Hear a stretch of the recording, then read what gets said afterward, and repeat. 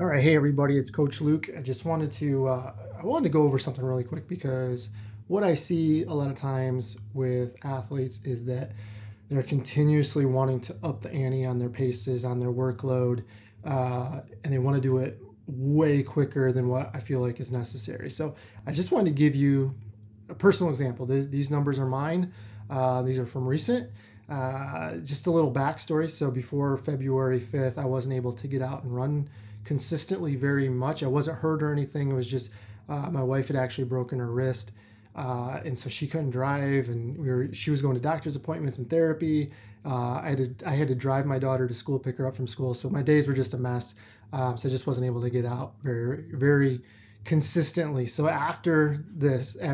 starting this week, I was actually able to get in my runs much more consistently. So this week one is basically my starting point of my more consistent fitness.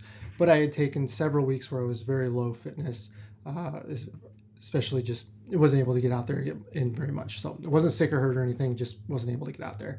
And then week 5 is last week as a recording of this.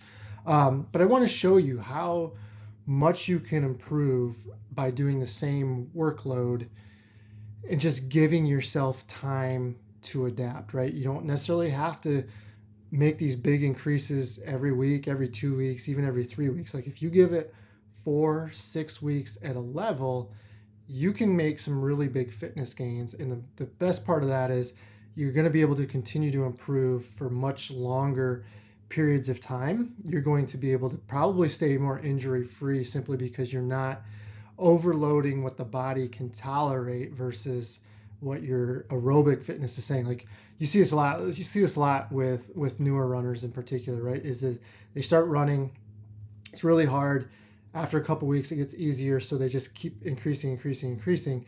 And the cardiovascular part of the fitness will increase very rapidly, but things like bone and tendon are much slower to adapt to a workload. So that's why staying in a consistent workload for a long period of time not only allows you to maximize those cardiorespiratory fitness gains that you could make, but also allows the rest of the body to catch up to you.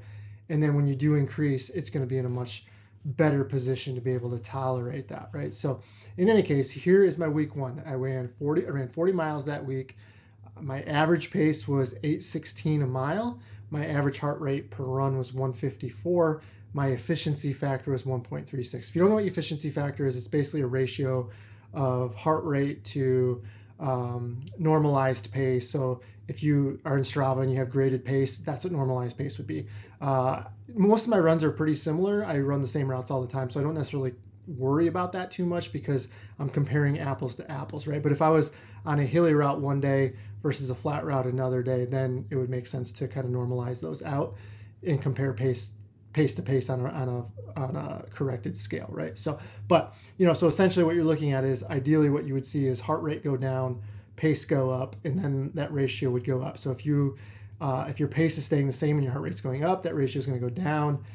You can work that out. But so essentially what you want to see is a higher number there. But think of the fitness score on your Strava. It's a similar idea. You're tracking how efficient, but this is really only works for aerobic, easier running, right? So long runs would be about as fast as I would go. Maybe a tempo run at marathon pace can give you a good idea, but you don't want to run faster paces. It's not going to give you what you're looking for. Then you'd want to separate that out into a run by run basis. But I wanted to give you for this week by week because everything's a snapshot in time, right? So if you give me a snapshot on one day compared to another day, you're really not controlling for a whole lot. But at least if it was a week to week and seeing what the averages over 7 days are, it gives you a much better picture of what the whole week looked like. Because I could easily go out and pick one day out during the week where I ran much faster than 7:52 pace, and then one day where I ran like 8:10 pace. So we're looking at those.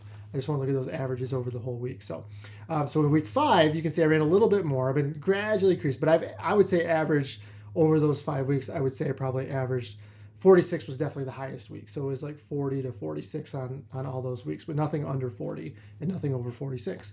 My average pace went from 8:16 to 7:52. My average heart rate stayed pretty much the same, 155, and my efficiency factor went way up at 1.44. And things to consider there, just to keep kind of everything in context. Like the weather was pretty much the same. I was running outside for all those runs.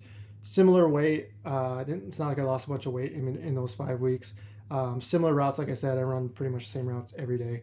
No workouts. I didn't do any workouts either one of those weeks, or really even in between. It's just been getting out, getting easy runs in, and trying to build that foundation up over several weeks, right? It's like this is week 6 for me now that I'm recording this. I'll probably go another 4 to 6 weeks of just gradually building up mileage, right? So now I'm going to try to get into the 50s, stay in the 50s for 4 to 6 weeks, and then go from there, right? So every 4 to 6 weeks, probably increase it a little bit. But what I want, hopefully I just showed you though, right? Like you don't have to keep jacking things up on yourself to keep continuing to see fitness gains, right? And that is key. That's key to long-term development.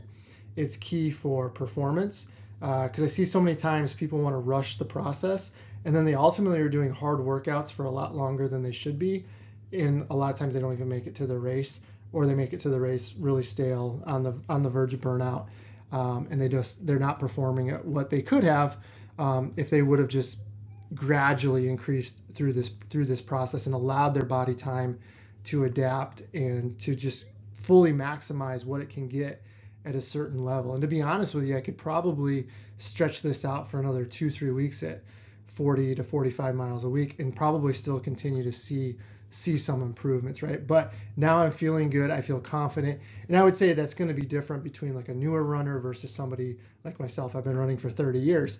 So I can probably maneuver that around a little bit, but the point remains the same. Like if I would have just increased every 2 weeks and tried to go from 40 up to 70, I still probably would feel pretty junky. Like I feel pretty good now. I feel confident that I can bump it up another level, but I feel like I'm going to be able to tolerate it a lot more, right? Instead of just increasing, and then I get to where I'm doing hard workouts before I should be, or I'm trying to do too much of them, and if I were to race beyond that, it would probably not last very long. So I can't stress enough like how important it is just to give yourself time at a level before you really increase what you need to be doing. It might seem like you're feeling very comfortable, but that's okay, right? There's plenty of time where things are going to be tougher, right? And if you're in that state of really kind of digging deep for a lot longer than you should be, then you're probably going to end up in a tough segment where at the end where you're not going to just be able to perform what you probably could have been able to perform just giving it a little bit more time. All right, so hopefully you get something out of that, and I will talk to you later. All right, bye-bye.